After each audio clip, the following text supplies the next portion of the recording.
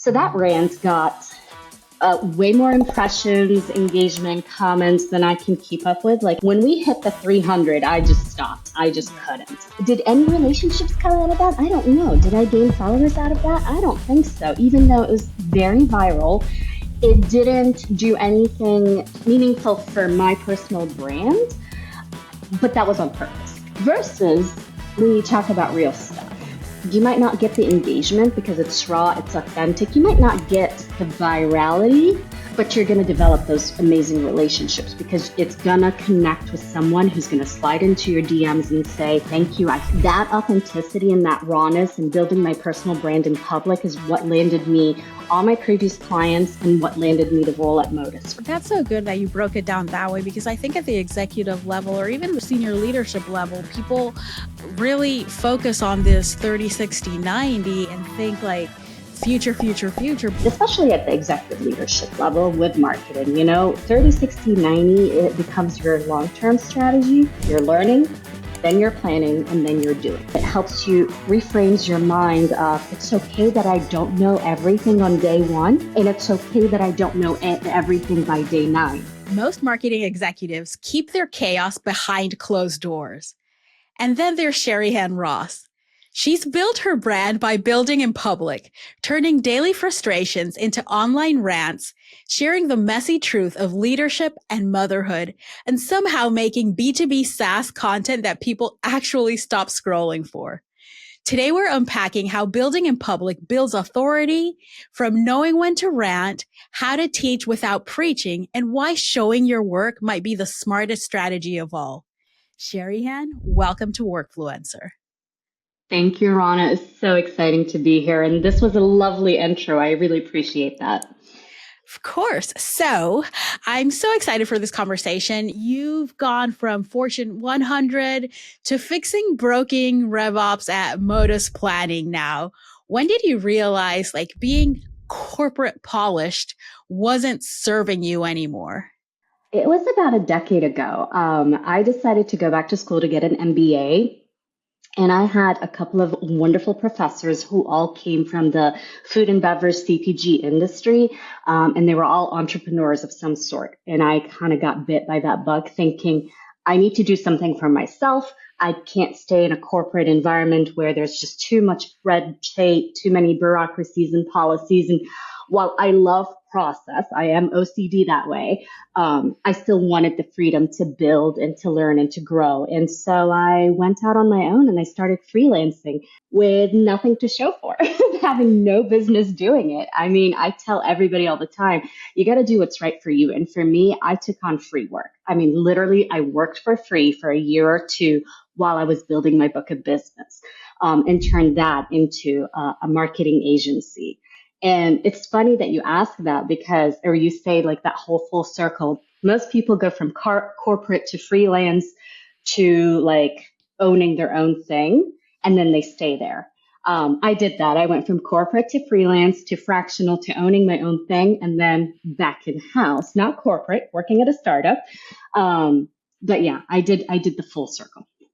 That's such an interesting story because, like you say, a lot of people stay there. What made you go back into the startup world? I'm really good at helping others build.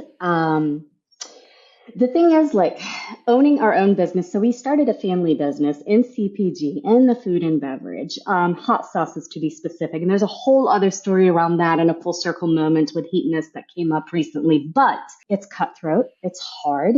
It's hard to get your product on the shelf. So of course you go e-commerce, and then there's this whole Amazon beast and Shopify beast. And we were a small batch company, family owned and operated, and we just couldn't keep up. And that was the only passion that we had, was creating a product that we loved and consumed, and wanted to share it with everybody else, right? And it just we weren't cut out for it. Not that it failed or anything like that. It just didn't make sense, right? And so if I'm not creating or building my own thing, then I want to join someone who's creating and building something I believe in.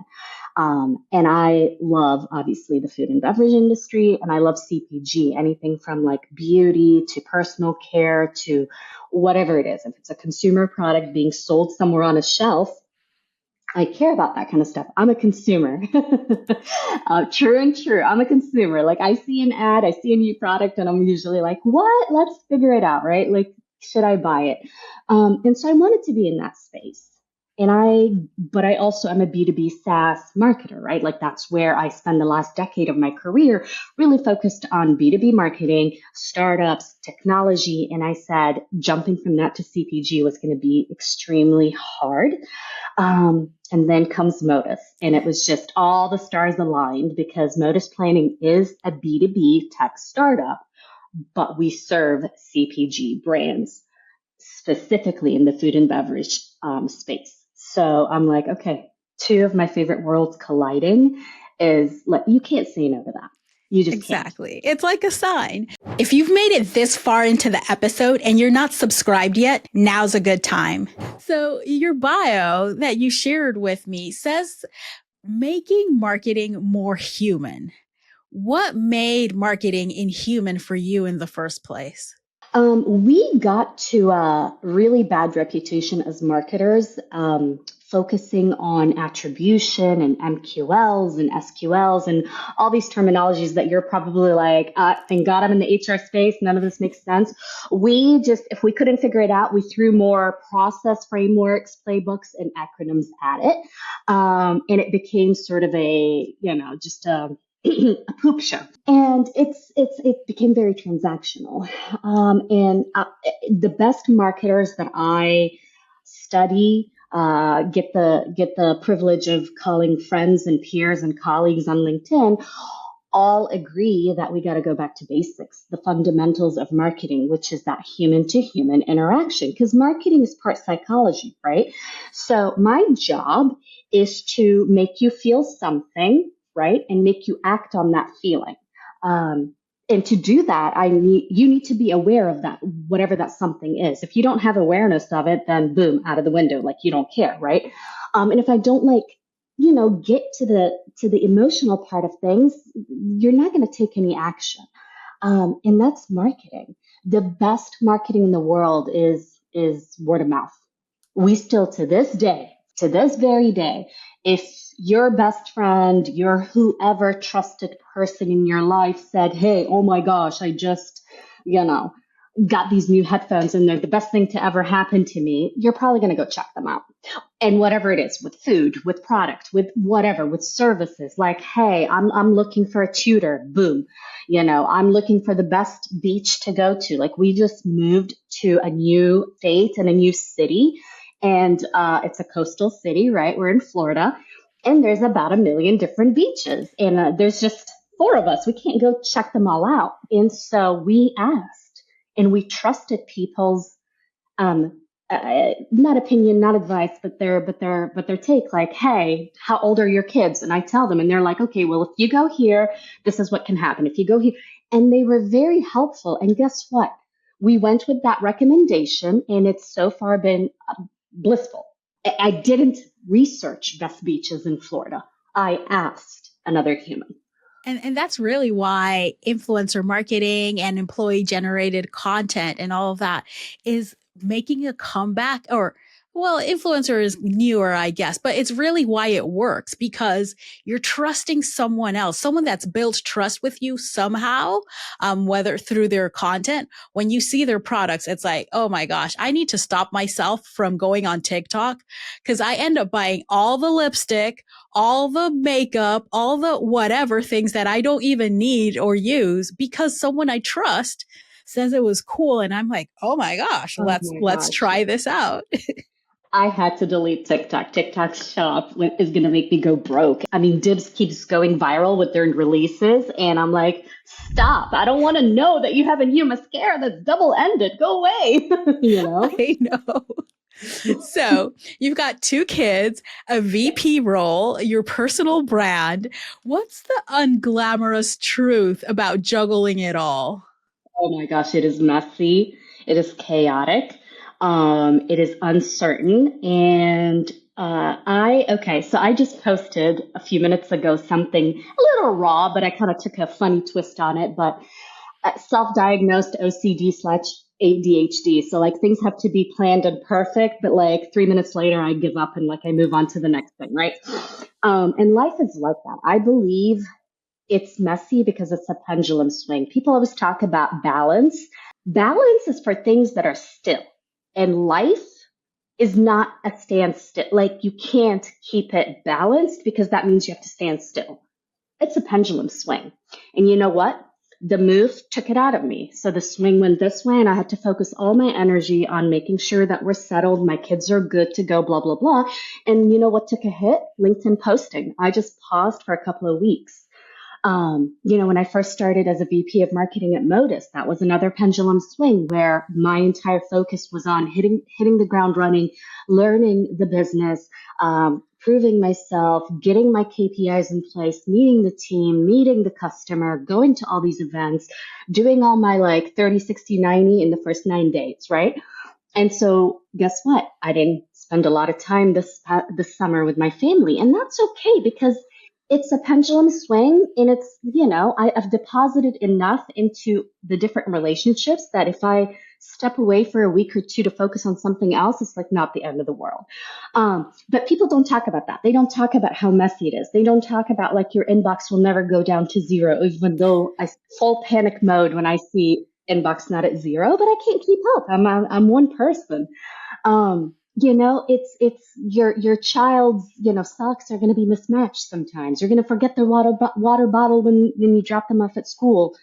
They might have a meltdown, and, bedtime is 2 hours later, and, you don't get to, do whatever it is to decompress at the end of the night. It is very messy, and no one talks about the behind the scenes as much as we should.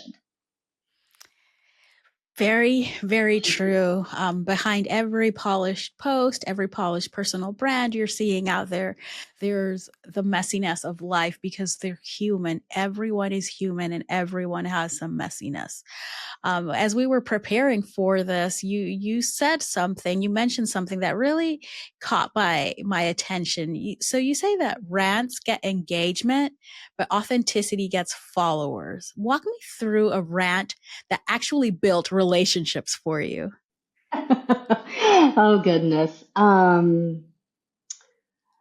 So that's the tricky part. I rant about a few different things. I rant about the broken marketing process and how people are making marketing less human than it needs to be. I rant about working motherhood. I rant recently. So I had a post go viral a few weeks ago, and I ranted about a founder who posted something that just boiled my blood.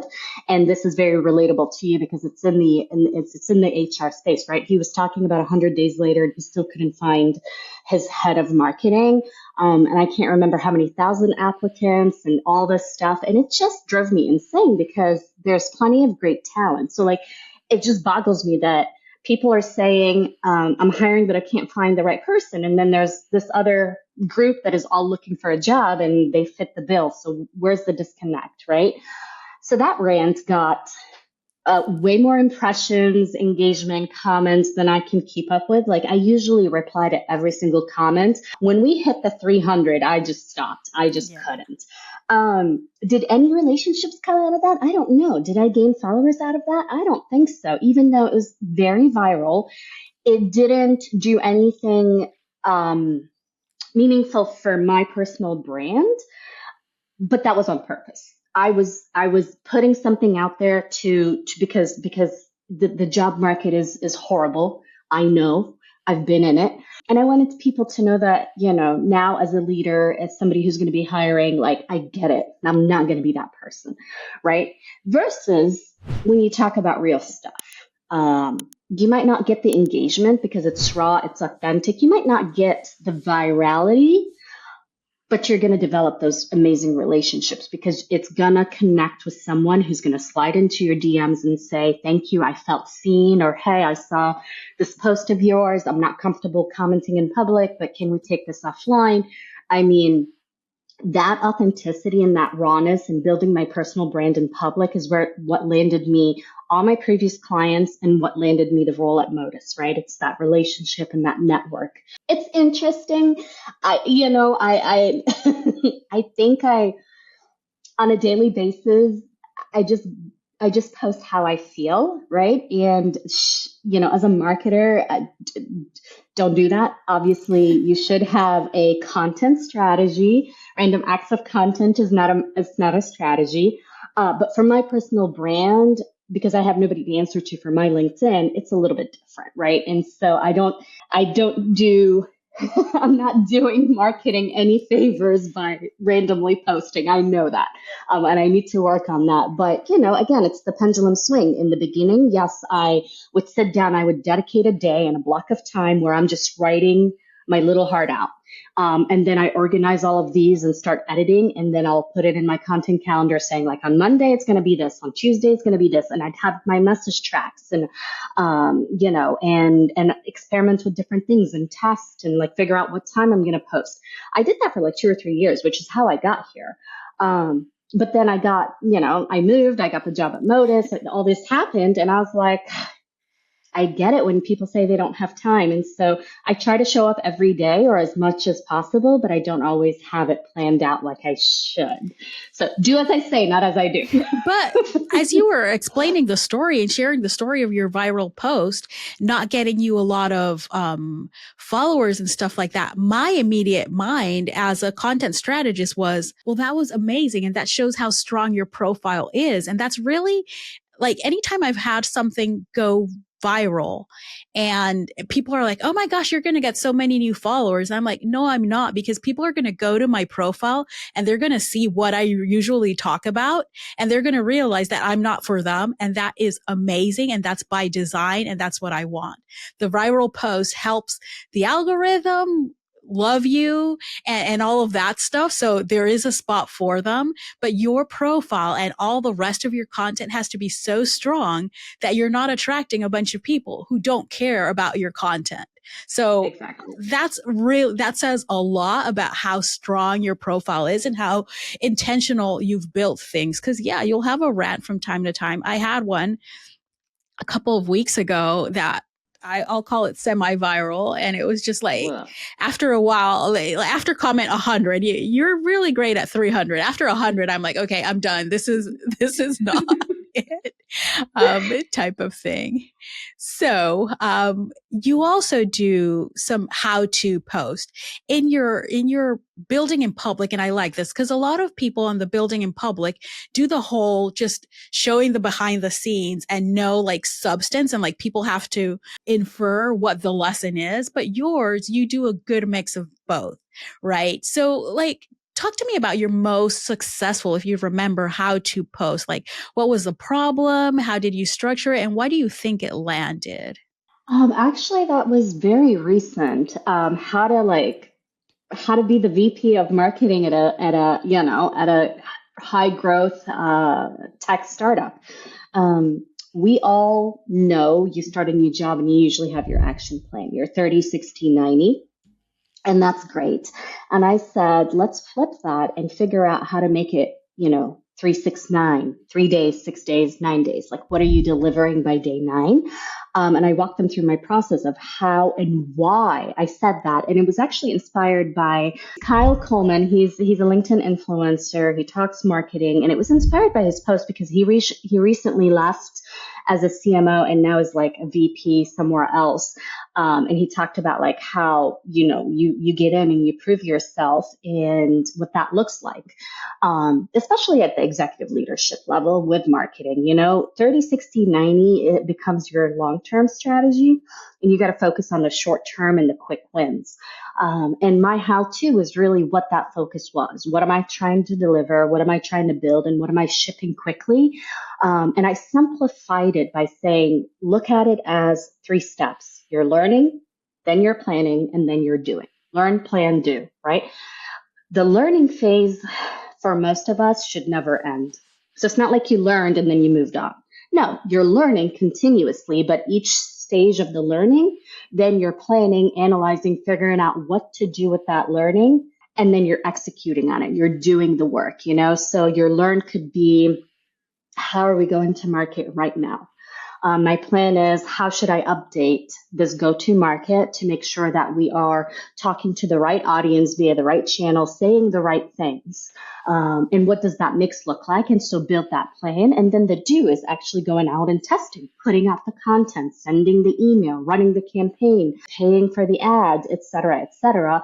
And that's the do. And then that cycle continues. Then you're back to learning. Okay, I kind of figured out the go-to market. What's next? I need to figure out who my audience is. Okay, this is my current audience. Is it my ideal audience? And if not, who is my ideal audience? What does that segmentation look like? And then there's the planning phase of building all of that. And then again, you go to market and you test it out and you put out the messages to your desired audience and see if it sticks. And you go back. So I talked about that. I talked about the learning never ending, you know, and that you take it in phases. But when you break it into these smaller chunks, it helps you process things, you know, and it helps you reframes your mind of, it's okay that I don't know everything on day one. And it's okay that I don't know everything by day 9, right? But I've shipped something and I'm going to continue. And by day 90, I still wouldn't know everything, but I'll know a lot more, and so on and so forth. That's so good that you broke it down that way, because I think at the executive level or even the senior senior leadership level, people really focus on this 30, 60, 90 and think like future, future, future. But to really get to meeting those goals, it's the little things that you do along the way. So I imagine that's really something that resonated with people, because no one really talks about that. Everyone talks about the huge goal and they achieved it, but no one takes you along the way on the like, okay, day 3, this is what it really looks like. Yeah. So you also post about motherhood, and you do within B2B SaaS, right? In what the industry that you are in. Has it cost you clients or brought you better ones?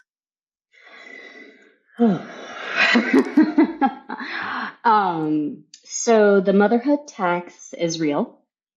The parenthood tax is real, but especially the motherhood.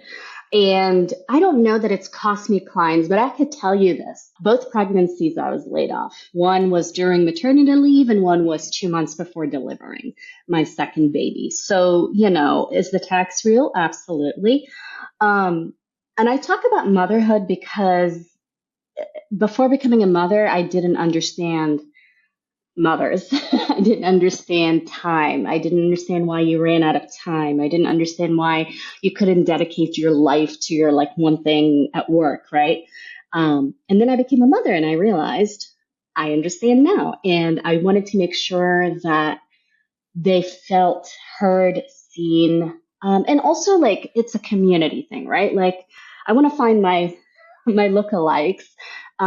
There's Sammy Samantha. She goes by Sammy Onari, I think, on LinkedIn, and she started posting during the pandemic and about working motherhood and how they manage it. She, her husband, and they have 2 little girls, and her her youngest was born in the pandemic, same time as my oldest, right? So I had my first baby when the world shut down. I had my second baby before the world reopened. And so I think it's important to show that it's okay to not be able to be perfect and balance it all. It's okay that, you know, sometimes you're going to pay more attention to work than family, and sometimes you're going to take the time off and spend time with the family, and work can take a beat, you know, because again, balancing it is a myth. Unless you stand still or sit still or whatever it is, I don't think there's a balance. I think it's you swing with the pendulum, and whatever needs your attention right now is what gets your attention right now. And that has served me well. But did it cost me clients? I don't know.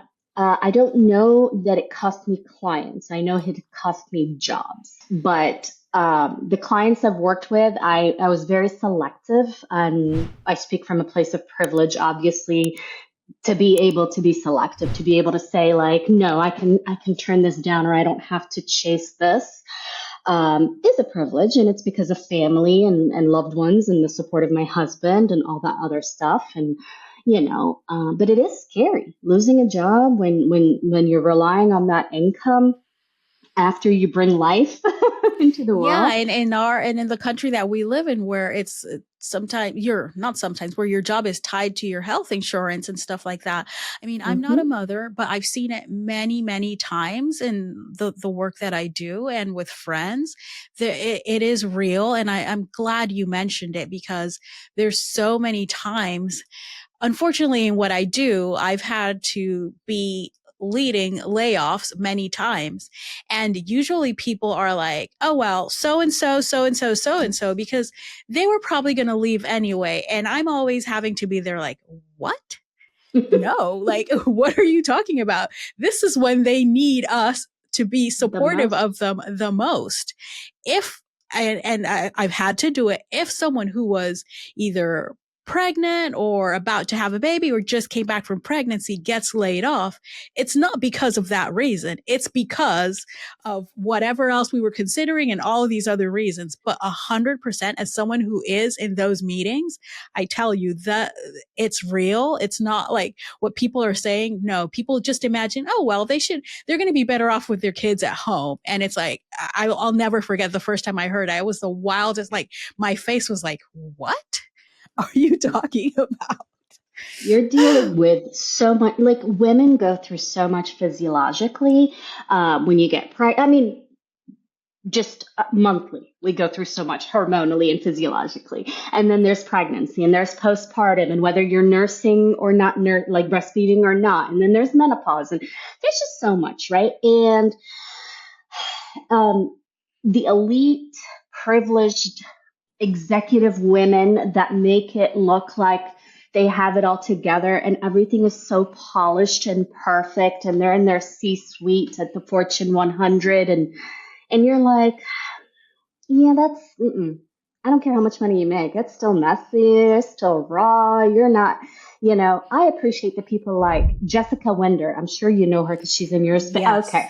Yes. We met her, I think oh my gosh. What was the event that you and I met at the very first time? Transform, or was it Unleash? I don't remember. Unleash. It was Unleash.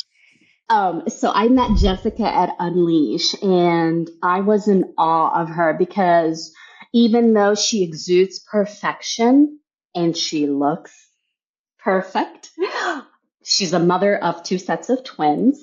The Under latest set, two. the latest set are still babies. And guess what? She talks about the raw, the real, the behind the scenes, the bazillion bottles that she had, the pumping, the non-sleeping. So even though she looks perfect, she talks about, no, I put in effort and it's not easy and it's not perfect. And that to me goes, I respect her so much for that. Same thing with Samantha Onari from Nike. She talks about the realness. Again, you look at her and she looks perfect, but she talks about it not being perfect. So we need more of that Yeah. because I didn't have that when I started having my children. The women that were around me seemed like they had it all together and everything was perfect and everything was like so, like, oh well, I'm just doing this because my husband is the true breadwinner, so it's okay if I don't have a job. It was so different that my experience was completely different, and I said, well, where are the people that are like me, and who's their voice? When I started posting about motherhood, I cannot tell you how many DMs I got from women who went through something similar and all they wanted was to say thank you for making me feel seen and heard. And they will never post that publicly on LinkedIn because fear of, again, that motherhood tax. And I get it. And I just want to be their sounding board. I opened up my calendar. I offered, this is years ago, I offered 15, 20, 30-minute one-on-ones to any working mother who wanted to vent, who wanted to talk, who wanted to scream, cry, laugh, share stories, talk about diapers, talk about the toilet paper shortage of 2020, talk about whatever, right? Um, but that's how you build community because you're pulling, and the thing is, a lot of these women are now executives Some of them are like thought leaders. Some of them are LinkedIn influencers. And I have their numbers and I can reach out and ask for something and they help me because I was there for them as well. And it's amazing. Yeah, it really is. Quick break. If you've been thinking about starting a podcast but don't know where to begin, I've got something for you. I'm letting women in TA, HR, or employer brand take over the Workfluencer podcast for one episode. I am so excited to be able to do a podcast takeover. And I'm joining Rhona Pierce today as a guest host. Rhona is the creator of the Workfluencer podcast. You get a behind the scenes look at how I plan and produce everything. I handle all the editing, and you walk away with a fully edited episode, social clips, and the audio to launch your own pod if you want. If that sounds like your kind of test drive, head over to workfluencerpodcast.com to apply. So I'm going to do something a little different today. I usually do this at the end of the episode, but I feel like mixing things up. So there is my favorite segment of the show. It's called Plead the Fifth. And I'm going to ask you 3 questions. You can answer them all, or you can choose to not answer, but only one. There's only one you can choose to not answer, and you don't know what's coming next. Are you ready? I'm ready. So, which marketing guru makes you want to throw your laptop out the window?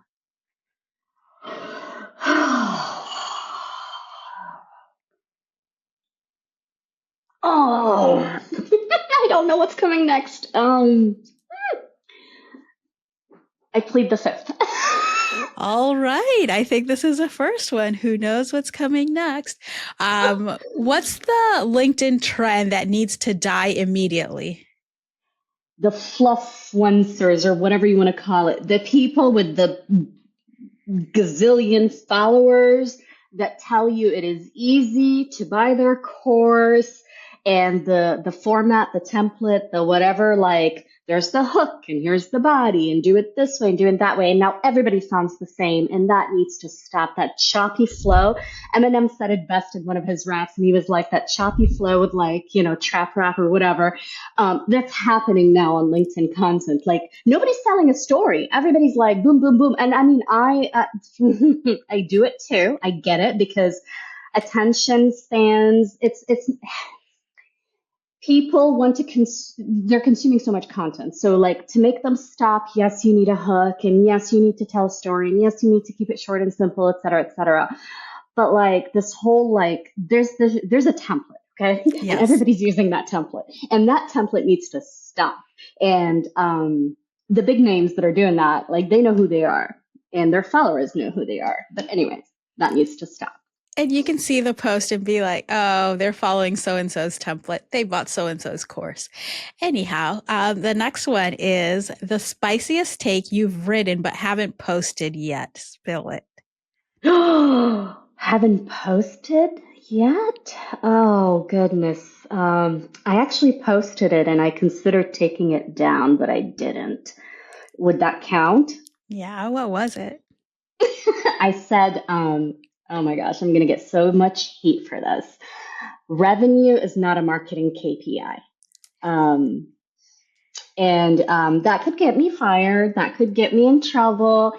They came out of the woodworks with pitchforks. And I said, I don't think you're understanding what I'm saying. Again, marketing is not the revenue driver. It's one of them. It's a lever to drive revenue. But everybody in the company's KPI is obviously tied to revenue. Everybody. But to say that I own the revenue in the pipeline is short-sighted, because you're not looking at marketing as an investment, right? That returns, that compounds over time, and it takes time. So the campaign I ran today is not giving me revenue tomorrow. It's probably giving me revenue in a year and a half because the sales cycle is so much longer. Marketing's job is to generate demand, to drive demand. And the only way we can do that is with awareness. And awareness is very top of funnel. And you can't tie revenue to the top of funnel. And then there's this whole attribution piece, and it just gets really messy. And I try to simplify, and I said, look, marketing is hard. It's one of the hardest jobs outside of STEM. I'm not talking about STEM. but it's really, really hard because it's a lot of feelings and emotions. And I think this will work because I feel like it's not always so much data. And even when the data exists, the attribution doesn't always exist and nobody buys in a straight line and the funnel is whack. And like, so all of these are very, very spicy rants that other executives have called me out on it. People called me many names that I don't want to, like I said, I almost took that post down. But revenue is not a marketing KPI. It's an objective. It's a North Star. It's something that we all drive towards. But my KPI should be really focused on the demand, the awareness, the lead gen, the what's happening in the pipeline, what's coming in, what's moving down the pipeline, things like that, right? And so it's just I'm digging my hole, aren't I? No, I 100% agree with you. And I'm thinking about it because I've said something similar because as a content creator or an influencer, I like the word workfluencer better. When you talk to brands, and I always ask them before starting a campaign, like, what's your goal? Just so that we're on the same page. Like, what does success look like? And when they start talking to me about revenue, it's like, whoa. I don't even work at your company to begin with. And second, this is not what influencer marketing, it's tying it to revenue. It's just a mistake. It's not where we need to be. And to me, that's like let's stop. This is a red flag. We're not even starting this campaign until we're all on the same page about what success means. So I 100% get it and agree. But and to clarify, like, yes, revenue is important. Yes, revenue is a goal. It's a goal of mine in the company, but it's not a KPI that I'm measuring my team on, right? It's exactly. Not, because marketing is not transactional. And when I just focus on the numbers, you not cut corners, but like you skip all the things that matter. Like, did you even go through a branding exercise to know who you are, who your audience is, and what you should be saying, right? That's not going to give me revenue right now because it takes time, but it has to happen. Are you building awareness campaigns at the top of the funnel across the channels that matter? That's not going to give you revenue right now, but it's getting your name out there because it wants you to stay top of mind. So you got to think strategically about all the different things that you do as a marketer that eventually lead to revenue. But it's not the immediate, like, I did this and sales went up. I did this and sales went up, right? It's not a direct correlation. It's an indirect correlation. 100%. All right. You survived, played the fifth. So, now let's get back to our conversation, right? So someone's sitting on their first like real authentic post and they're scared. What do you tell them? Post it. Nobody's going to remember. Yes. Unless you post the same thing over and over and over, nobody's going to give a shit like next week. I mean, look at the things that trend, like astronomer. Nobody's giving a shit about that today, right? And that's all you saw in your feed for a week straight, which was beyond me. If they just acted like normal people and not made a scene in front of that camera, like I don't think anybody would know anything differently. But anyways, besides the point, go ahead and post it. Look, LinkedIn opens doors. There's a lot of good on LinkedIn. Yes, I've heard all the bad and I've experienced some of the bad and it's still happening and I get that, but the good outweighs the bad. And is posting hard? Absolutely. It takes time. It takes commitment. You got to be consistent to see results, but we're not all doing it to become influencers. Like I'm not an influencer and I'm not a content creator. I'm just me and I share some stuff online. I don't think I'll ever be an influencer or considered a content creator. Because to me, for a content creator, like you got to do video, you got to do all this other stuff. I write. I'm a writer. I'm a marketer who does a few other things, right? And so just post. Like, what are you afraid of? Like, you're not going to lose your job. You're not, again, don't you be like, could, but most of the time you're not going to. Yeah.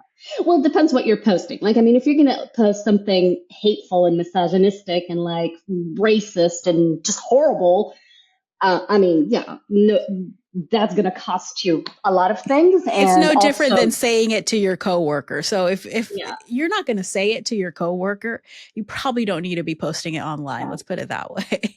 Or if you would be so ashamed that your mom, your brother, your sister, your kid, your grandparents, somebody saw it, if that would cause shame, don't post it. I have a lot of family members that follow me on LinkedIn. And so like, that's always your, if I posted this, would they be upset? Like when I talk personal stuff.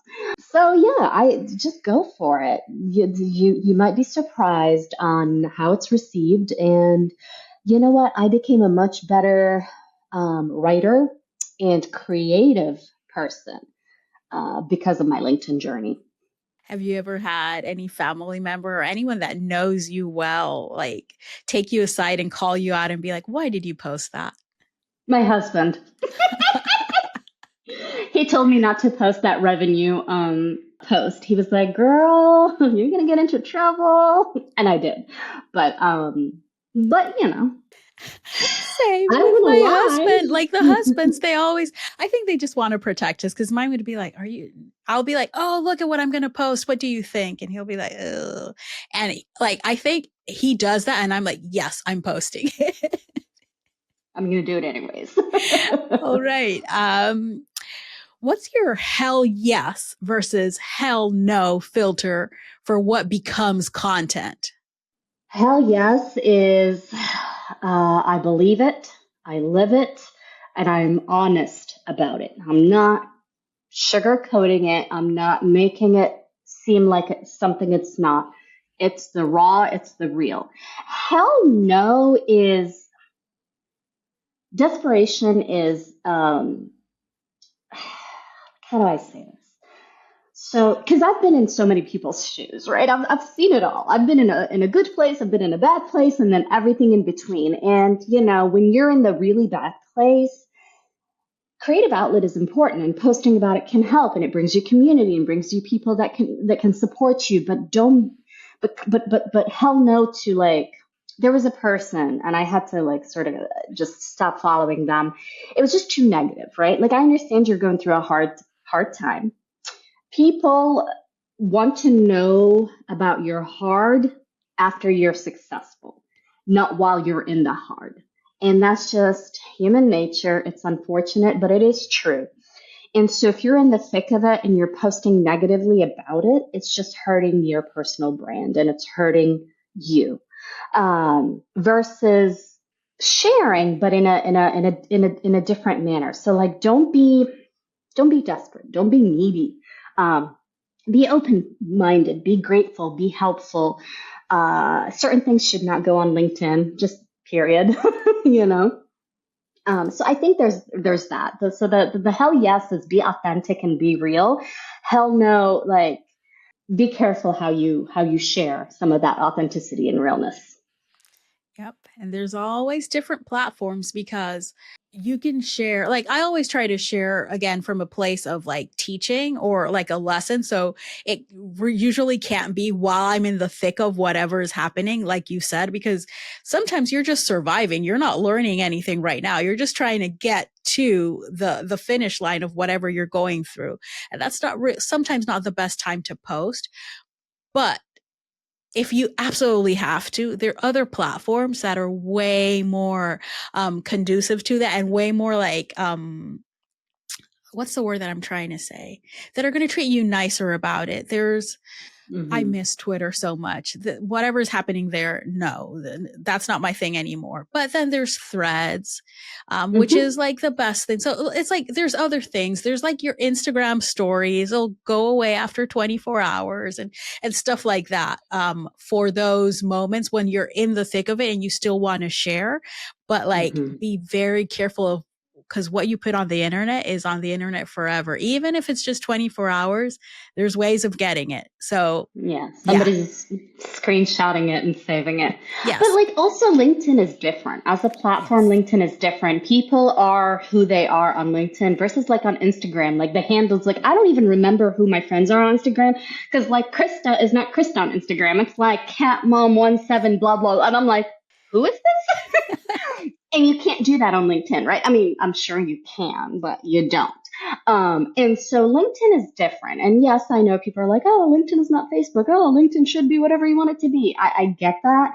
But LinkedIn is a place for professionals to come together and network, do business, make money, build a community, exchange, services, exchange best practices. I mean, that's what it was built for. Find a job, find a freelancer, find whatever you need, right? I'm not saying it's transactional because, like I said, I build a community and I love them. And like my friend just launched a book, Leslie Vanetz, and she was like, I launched a book. And I said, well, duh, like I already bought it. Like I have it, I'm not a salesperson and I'm reading that book. When Amita Malik launched her first book, I bought it. Erin Gallagher is launching her book. I bought it. Like some of these books, I try to read them all, but some of them have nothing to do with my career or anything like that, but it's a support thing. These women were there for me and I am there for them. I don't care what they sell. If they're selling bees that sting you to make you feel better, I'll probably buy it.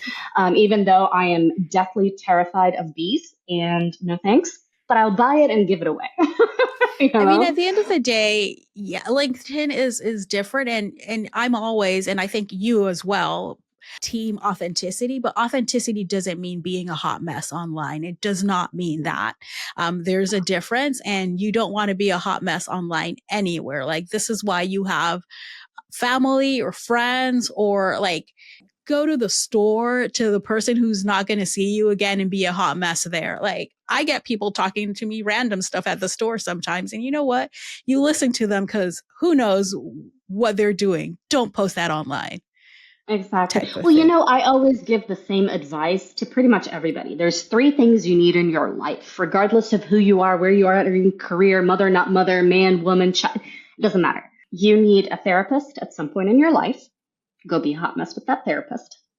You need a coach at some point in your life to coach you for whatever it is you're doing. Athletes have coaches. Why are professionals any different?